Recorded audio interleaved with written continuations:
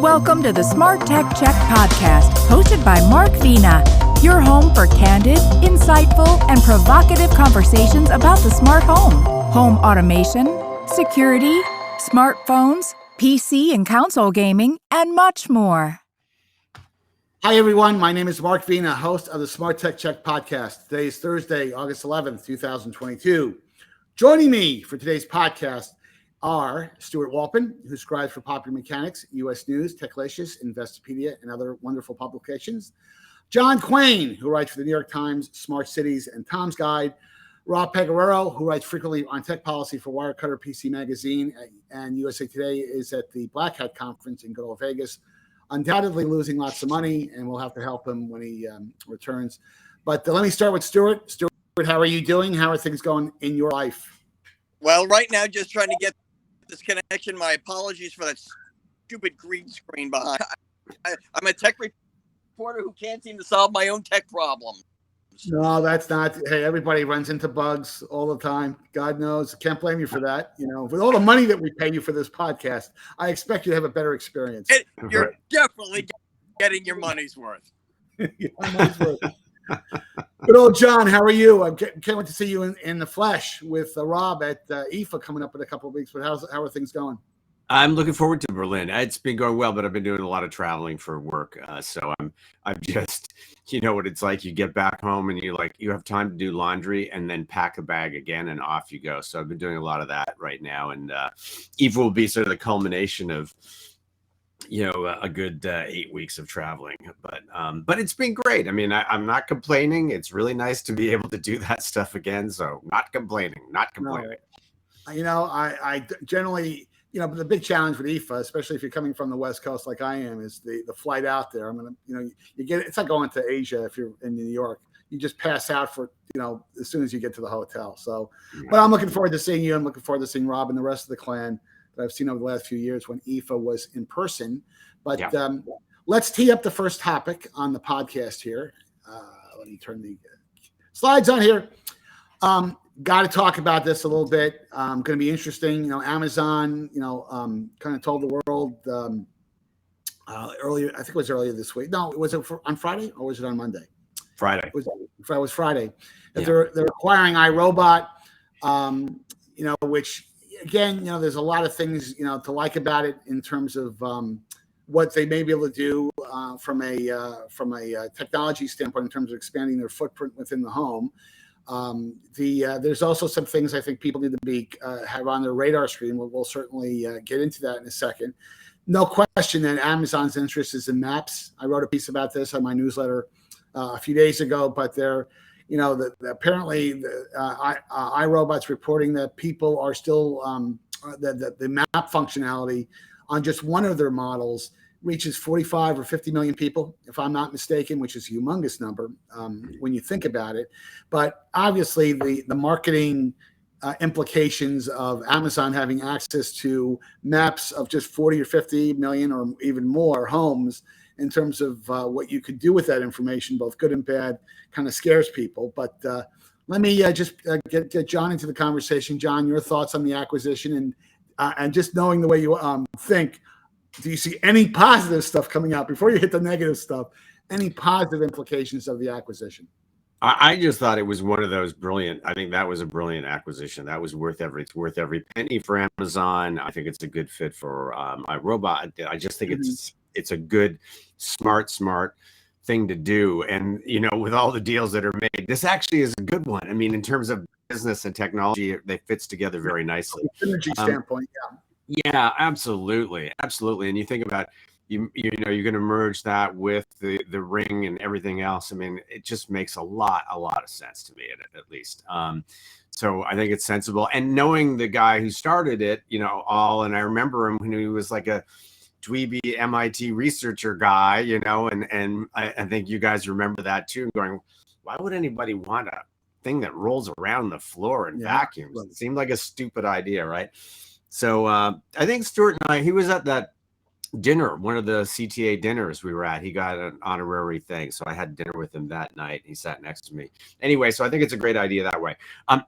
Is there a potential for some of this stuff? Yes, and being invading people's privacy and becoming. I mean, Amazon is not one of the more forthcoming companies. They've out and out lied to the press about what they do, information, whether they're listening or not. They said to us, "No, we're not." Of course, they were. So you don't have a good track record. I think they're more catnip. I'm not sure they'll be trying to sell the Roomba, but yeah, it's something to keep an eye on. Absolutely, you're right. Yeah, I mean, the one thing that's intriguing to me is that the vast majority of robot vacuums on the market, and I cover this category pretty closely. Most of them, when they make them, they don't have real life cameras. They have LiDAR. They have capabilities that allow you to comprehend the map surface in your home, but they're not taking images of you or taking pictures of you.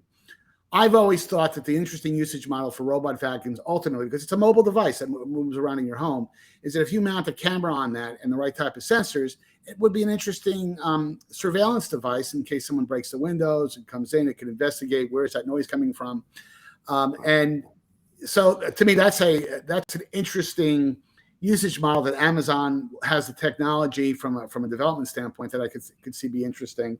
But to your point, John, I think what they're looking for is that if they knew that over time your guest office turned into a nursery, well, guess what? The marketeers go crazy, and all of a sudden you start seeing a lot of ads for diapers and other types of things. So to me, that's the long-term play. Amazon is going to have to be very they're going to have to be very focused on articulating its messaging around, hey, by the way, we're not surveilling you personally. We're not going to do intrusions that are going to violate privacy-related things. So I think some people are going to be interested in that part of the argument as they they digest iRobot. But what's your thoughts, Stuart, in terms of the good and the bad of the acquisition from your perspective? Well, I actually a very smart acquisition for Amazon. When I first saw the news, it was a sharp, literally the last thing I expected. I'm actually working with them on a review of their latest model. So I've met Colin Angle, and he seems like sort of a nerd type. And he's a couple of things. ZDNet did a one-on response with him in the wake of this to address these security concerns. And the Roomba, other RoboVacs in the marketplace don't use LiDARs, but the cameras that they use are very low resolution. It's mostly light, dark, and object. As you said, they are not taking pictures of your rooms and whatnot. And Angle, a ZDNet reporter, that the information can complete within the device and the connection between the Wi-Fi connection between the device, the cloud, and the Roomba app. The other thing that I'm vaguely Angle is going to remain in charge of the company. So whether or not to me anyway, somebody who is concerned about user privacy. I mean, their privacy ever since they announced that they were going to have this map long time ago. So this is not a new issue for them, and one that they've been addressing on keeping that information private. Now, what kind of user data upstreaming to Amazon? I'm of mind and of a privacy mind. The cynic in me goes, I've already giving them a little extra information. I don't understand, I resignation that all of these companies just know all this crap about me already. And my room layout is just so insignificant in the grand scheme of on me already. So I think what Amazon is doing play here, and I think it may have something to do with the camera, in as much as they have the Astro, they're rolling Alexa, yep, and they have a flying security drone a drone. I think they're looking at this, and they have Ring also. So I think this is merely of their entire portfolio, as well as another potential video. Yeah, well, I mean, I'm not quite as forgiving, and not that you're forgiving, because you're not a forgiving type of guy, Stuart. But I'm of the view that maps are pretty important information. I'm not sure I would want my neighbor getting exposed to the layout of my home. I don't think I want strangers knowing what the layout of my home is for a bunch of reasons. Someone breaks in, they know exactly what rooms to go into. That may sound trivial, and maybe I'm overly paranoid, but I'm not really crazy about that. I think the interesting thing is, and presumably this has all been worked out, before any type of big merger like that. It's really an acquisition. It's not a merger. Amazon's the bigger company. Is that right? I'm sure there's been agreement at the senior levels within Amazon, the senior level, Colin, at the iRobot level. What's the vision? What are we going to do once we digest you? What capabilities? I mean, Amazon does have a pretty good track record in terms of developing products that are interesting. They always have kind of a revenue angle associated with it. I think they see the smart home as a revenue gold mine, the various different capabilities that you can offer a homeowner, whether it's Ring with security related stuff or Eero with wireless capability. I think they have some interest beyond that, not just at the hardware level, but at the services level as well. But I think it's an interesting merger, and a good merger from a synergy. I mean, how many acquisitions have the three of us seen over the last 6 months where you tap your head saying, "What the heck were they thinking?" There's another piece to this that I think is important, perhaps, and that is that Roomba actually started off as a military contract, and they worked very closely with NASA on the robots that are on, and this to a certain extent fits in perfectly with either what I know Bezos is in, but the fact that Bezos is doing space stuff and Amazon and their reach into other government, military, space, commercialization of space is going to be a huge business, and by has relationships with NASA and already has experience in space.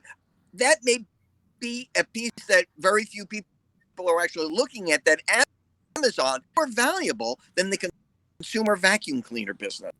Right. Well, yeah. The price pressure, like, I've reviewed Eufy and all these other ones, they're half the price and do just as well as the Roomba. So there's definitely that pressure. And there's also Amazon's robot, which they launched, but nobody really has and hasn't seen. The technology from these guys will certainly help juice that a bit too. And I think you'll see, we may see a robot. Maybe that's what we'll be talking about a year from now from them. Well, certainly more for us to talk about. Yeah. Well, there's certainly more for us to talk about. This will be the last time we chat about this. But to John's point, iRobot has been going through a lot of, they're not in financial decline. I want to be very, very clear, but their last quarter was not great. The robot space now has become an under $300 ASP type of business where the margins are very, very low. It's not the old days when they were $700-800, but you've got a lot of low cost competitors who have really knocked the hell out of the profit model for robot vacuums. And I think that category now has kind of morphed into a like the old VCRs. When you're during the last days of the VCR or the last days of the DVD, if it broke, you didn't get it fixed. You replaced it with a cheaper model, and that's not good. I think from a business model standpoint, if you're iRobot. So I think the timing is really good if you're iRobot. But let's bring up the next topic that I want to hit here, and that is the Samsung Galaxy Unpacked 2022 event was yesterday. There was really nothing earth-shattering about the event from my perspective. I don't know if you guys watched. I did a blog on this yesterday, and what's interesting to me is that it's very hard to distinguish sometimes now between a Galaxy event and an Apple event. They look the same, honestly, from just an appearance standpoint. I mean, obviously, when you see the Samsung logo, all those kinds of things get excelled. But the reality is the look and feel, the little sardonic comedic touches at the beginning, and but the thing that was interesting to me, they announced a few things that we'll get into, but they are really hitting the foldable foldable device category very hard. I mean, they've been in this category now for almost 2 years, a little bit over 2 years. Yeah. Foldable phones, they're certainly not the majority of the market, but we talked about it a few weeks ago, if I recall. They have actually had some, pretty, I wouldn't say non-material sales, but the number, I think, is surprising. I really think they want to own that category. And I think going beyond that, I think the challenge they're having is that in the category that I really think is interesting is not the candy bar form factor, the flip factor. I think that's interesting. That's, to me, the category that Apple may tackle first. But it's kind of like that iPad mini category where you want to really, their fold format, which is like a book style form factor that, wow, I can have this really massive piece of glass that I can fold in half. It's really not that obtrusive when I fold it in half or fold it top to bottom.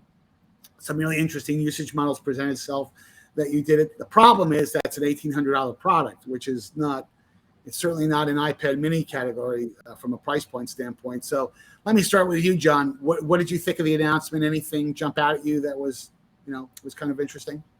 Nothing really did jump. I mean, obviously the two phones, the Flip 4 and the Fold 4. So it sounded like we're trying to be members of the Avengers or something. But the $1,000 for the little, that's a lot of money. And the Fold 4 at $1,800.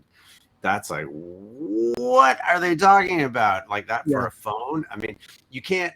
It's nice to have that extra real estate if you're traveling like we're doing and looking at a map and trying to figure out where you are and things like that. It's very helpful, but it's not worth $1,800 helpful. And you can't type on it. There's a limit to that for what you can do with that form factor. So it's interesting that they're pushing it as much as they are. And want to own that space, and maybe they just feel like competition is going to be coming in that space, and they want to own it before anybody else gets there. But I thought it was odd, and I'm looking at the OnePlus, the 10T phone. That is a top tier phone, fastest Qualcomm Snapdragon processor in it. It comes with 256 gigabytes of storage, and every bell and whistle, a great camera on it, et cetera, et cetera, et cetera, just kind of endless. For $650. I mean, it makes no sense to go and buy another Android phone like that for $1,000 that has the same capabilities. It doesn't really have anything more. And OnePlus is thinner, lighter. I mean, it's got a fantastic screen. It's been leading in screens with a higher frame rate than any of the other people. Super fast charging now. It's like, it doesn't make any sense. But I guess if you want that form factor, that foldable thing. Yeah. I still like the StarTech for that. Well, John, you make an interesting point that, given the fact that we are in a recession, a technical recession, we were just talking about this before the podcast, people are using Gas Buddy, like a certain host of a podcast, to save a few bucks. Is this the right time to introduce $1,800 phones? And I guess the way Samsung is looking at this, because let's face it, guys, Apple is going to get into this space. I mean, if you read Apple Insider all the time, they're submitting patents, patent applications. They understand there's some usage model applications, and I think, of course, what Apple will do, when they get into the category, there will be 2 or 3 usage models related to the foldable design. That guess what? You could not do this unless you had a foldable design. Right. I have a feeling they'll do it at a less than $1,800 price point, because they're not impervious to price elasticity as well. But I think this is all about the future, and Samsung really wants to own this category. Very much, by the way, and Stuart, you'll probably have a few things to say about this. Not too many people remember that Apple did not lead the market in large screen phones, even though that now is a very, very big part of their overall their portfolio. They sell a lot of Max Pro phones, They don't really have a lot of. They don't ship a human. I mean, in comparison to Samsung, they don't do it. They don't ship a lot of volume at that low end. Most of their volume is at the high end. But it was Samsung who led the charge on larger form factor phones for years before Apple jumped into that. So, Stuart, your thoughts? Well, I agree with you, but I don't think it's the way that I look at it a little differently. I think Sam's enormously long game here. The volume that we're talking about for these phones is in a marketplace where there are 1 billion smartphones sold every year. Is essentially a very expensive to try to figure out exactly what the market is for foldable, and these two form factors I think will eventually very well be between the Fold, which is to my mind much more of a business phone, sort of like the Galaxy Note, and the Flip, which is much more of a mainstream consumer device of its form factor and the interesting ways that you could use the camera. For instance, if folded, you could use the rear cameras, the high resolution rear camera, as a small 1.9 inch OLED on the front as your screen. So you get much opening up this huge phone. It's easier to hold, or you can just open it up half, becomes its own tripod. So I think Samsung has been experimental, has taken an aspect of the phone and improved it. And this time was the cameras. Been essentially experimenting in public and having it funded by charging. I don't think they care if that many people buy it. I'm sure that their model, their financial model for this is as long as they break even on these first generations until the market hits and until they hit what is the perfect product.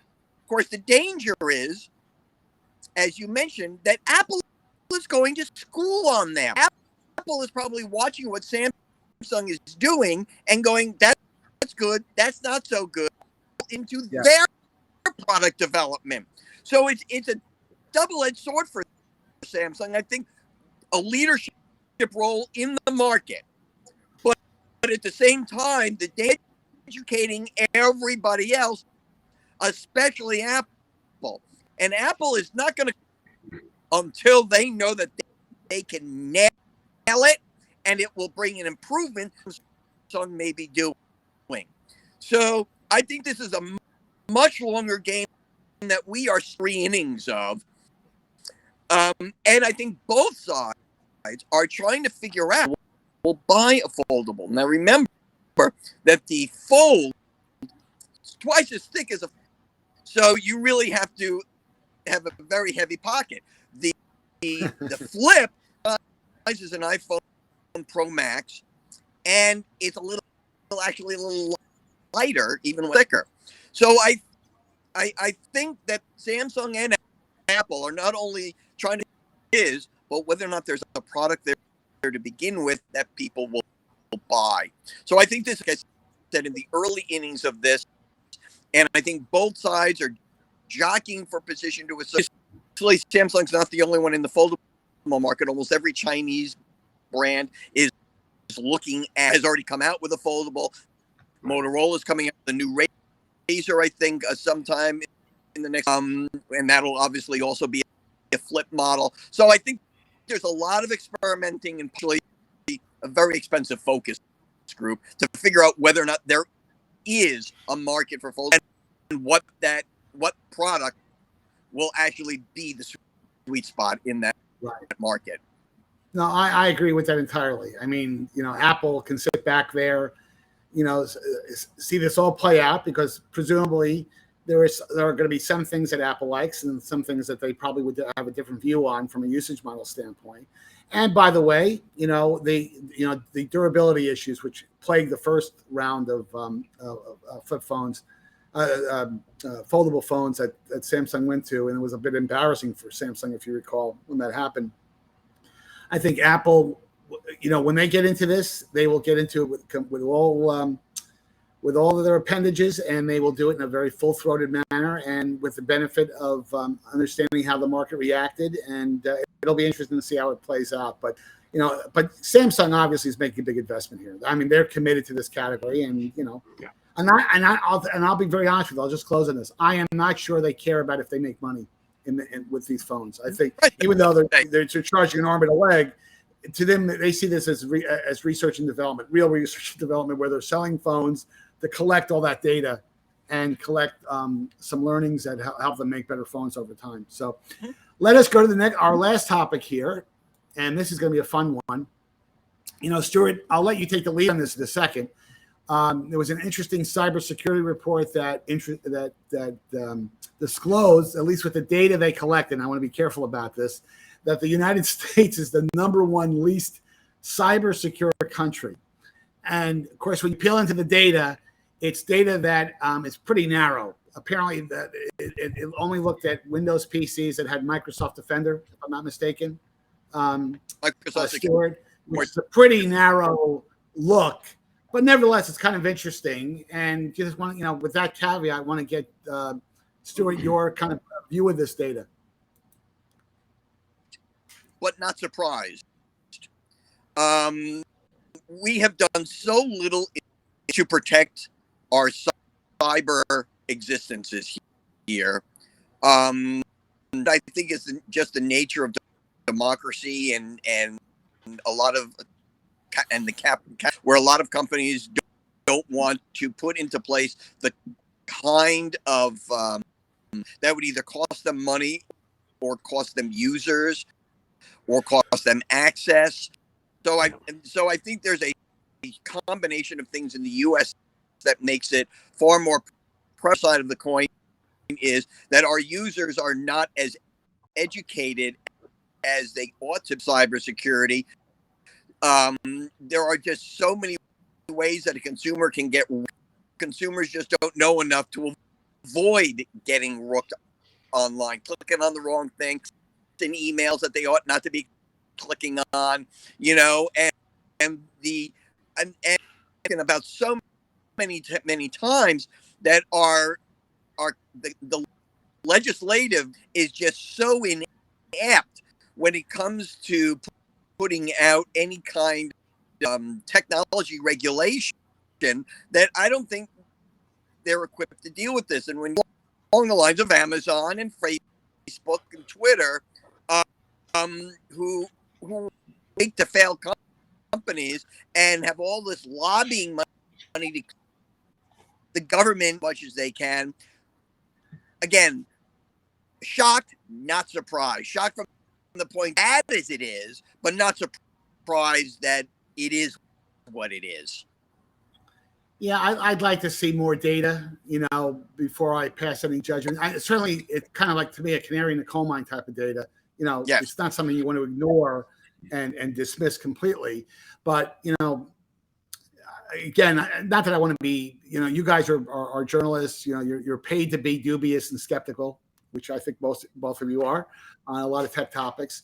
But I just think that we should be a bit careful about, hitting the panic buttons that America is the worst country to deal in, because to me, a lot of this is related to the fact that consumers, and let's just talk about consumers, not enterprise accounts, consumers, for whatever reason, a lot of them still are not, they don't feel motivated to secure their devices, whether it's PCs, whether it's their home routers. And I just don't get that.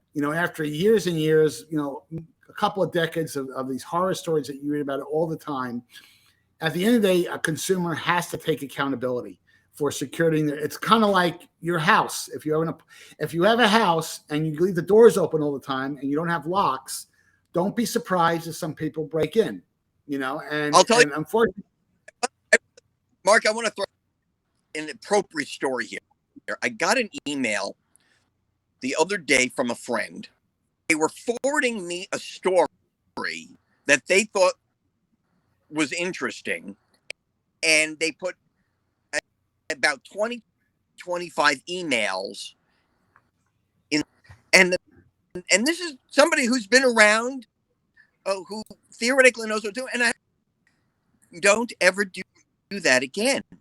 If you're going to send out an email, otherwise unconnected people, you have to put them all in the BCC line, because now you have exposed all of those emails to all the hackers out there. Responds to your email is now sending all of these emails out to the wild.